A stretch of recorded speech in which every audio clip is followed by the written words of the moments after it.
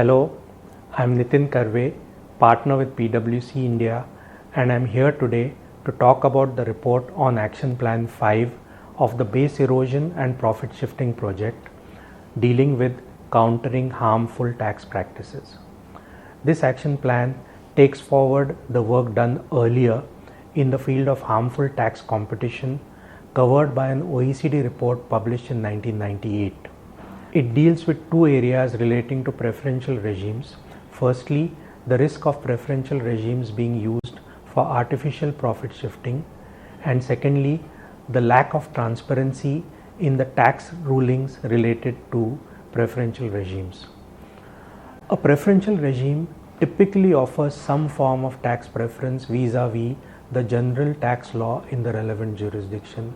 For instance, in the form of reduction in the tax rate or a reduction in the tax base.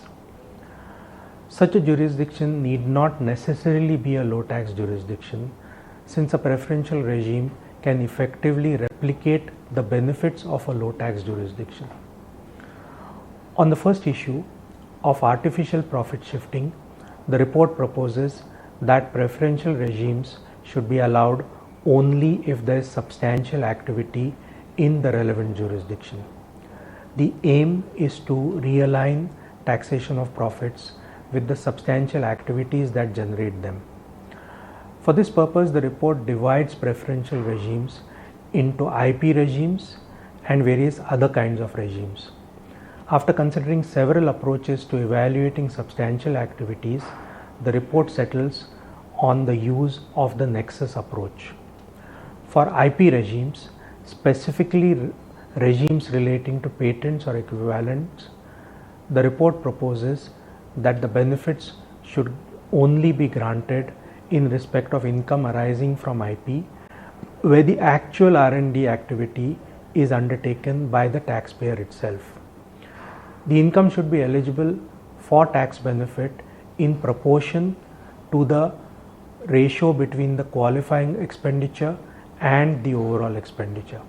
For this purpose, qualifying expenditure has been defined to include expenditure on work done by the entity itself or by an unrelated entity, but excludes expenditure on the acquisition of IP or on the outsourcing of work to a related party. Incidentally, in the context of the exclusion of outsourcing to related parties, a question for India is whether this could affect the outsourcing of work to captive R&D centers in India.